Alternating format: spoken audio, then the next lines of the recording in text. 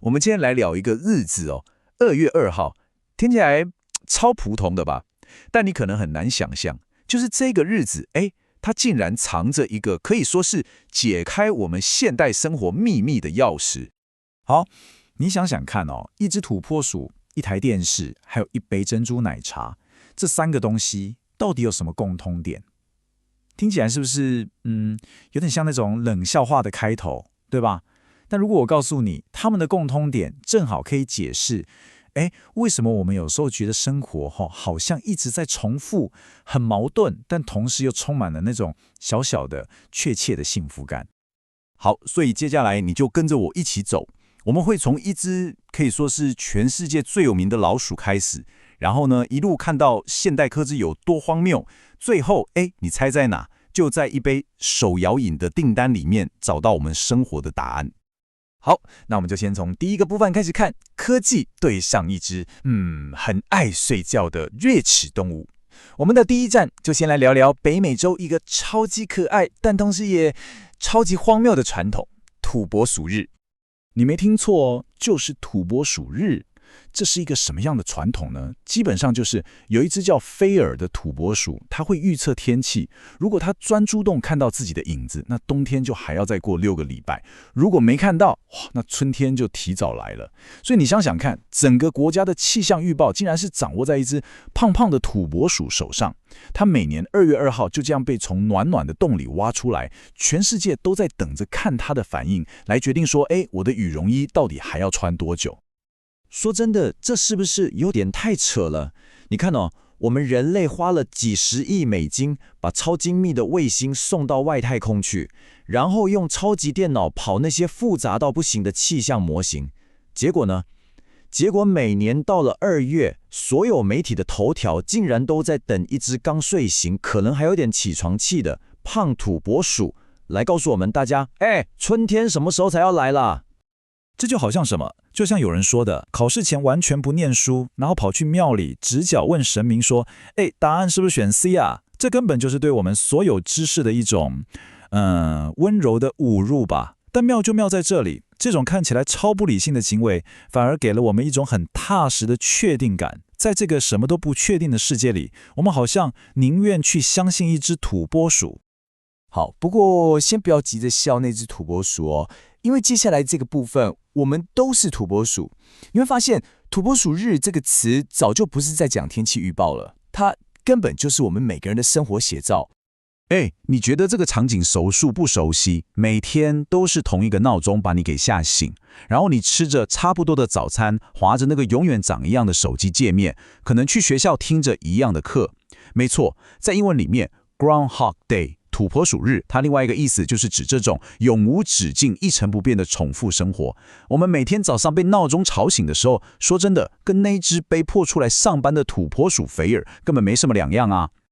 那種我是誰，我在哪，我到底為什麼要起床的靈魂三問，還有那種眼神死、一臉厭世的表情，這不就是我們每天早上掙扎着從床上爬起來，準備迎接又一個感覺像是複製貼上的一天時，內心最真實的吶喊嗎？好，而這種日復一日的重複感，還被另外一件事情可以說是無限地放大了。這件事很巧，也跟2月2號有關，就是接下來我們要講的我們熒幕的矛盾。你想想看哦，時間回到1940年，那時候電視網絡剛誕生，人們第一次可以透過一個熒幕看到遠方的影像，哇，那根本就像是魔法一樣，是個奇蹟。好，快轉到今天，我們家裡可能有那種超高畫質的8K 熒幕，解析度比我們的眼睛還厲害。結果呢？結果它最主要的功能，常常只是變成我們在低頭滑手機的時候，提供一些背景噪音而已。這其實就點出了一個更深層的矛盾。你看，我們用最先進、最厲害的科技，結果是拿來幹嘛？竟然是看別人開箱包裹。我們手上拿的那個小小的手機，是人類科技的結晶，它的性能強大到可以計算火箭要怎麼飛上太空。但我們最常拿它做的事情，竟然就是看別人拆快遞。所以你看，這就是那個矛盾的地方。我們的硬體、手機、電視變得越來越強大，對吧？可是我們看的內容卻好像，越來越像垃圾一樣瑣碎，硬體越來越強，內容卻越來越廢。這可能就是我們這個時代最大的諷刺之一吧。好了，講了這麼多重複啊、矛盾啊，好像有點負面。我們現在把場景拉回來，回到台灣，來看一個同樣也發生在2月2號，但是充滿了生命力跟創造力的故事，那就是台灣的珍奶饒舌歌手。你知道嗎？在1536年的2月2號，阿根廷的首都布約諾斯艾利斯建成了，但它最早的名字超級長，叫做 Real de Nuestra Señora Santa María del Buen Aire。你聽听這個，是不是長到可以當成一首饒舌歌的歌詞了？但是我要說，這點複雜度跟我們台灣人每天在做的事情比起來，根本是小巫見大巫啦。怎麼說呢？你看一下我們平常去買手搖飲是怎麼點的。你好，我要一杯大杯的波霸紅茶拿鐵，然後幫我做半糖少冰啊。對了，再幫我加一份野果，然後發票幫我存載具。你看看這一整串，是不是比剛剛那個城市的名字還要長，還要更像一段 freestyle rap？我們根本每天都在飲料店即興創作，每個人都是饒舌大師，把自己的龜毛，是獨特的品味，精準地傳達給店員。這就是關鍵了。對外國人來說，一個很長的名字可能超麻煩的，但是對我們台灣人來說，這種複雜根本就是客製化的靈魂啊！它代表的是選擇，是個性，是我們對生活小細節的一種講究。可以說，我們是把複雜這件事直接完成了一種藝術哦。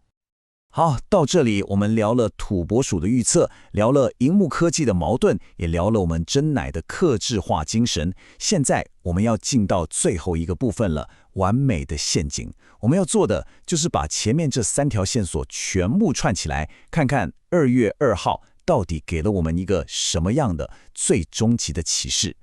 你還記得嗎？2020年的2月2號寫下來就是02/02/2020。這是一個超級完美的世紀回文日，不管你是從左邊念過去，還是從右邊念回來，都一模一樣。我記得那時候整個社群媒體上大家都在發文，都覺得哇，這天一定是一個超級幸運、超級完美、100年難得一見的好兆頭。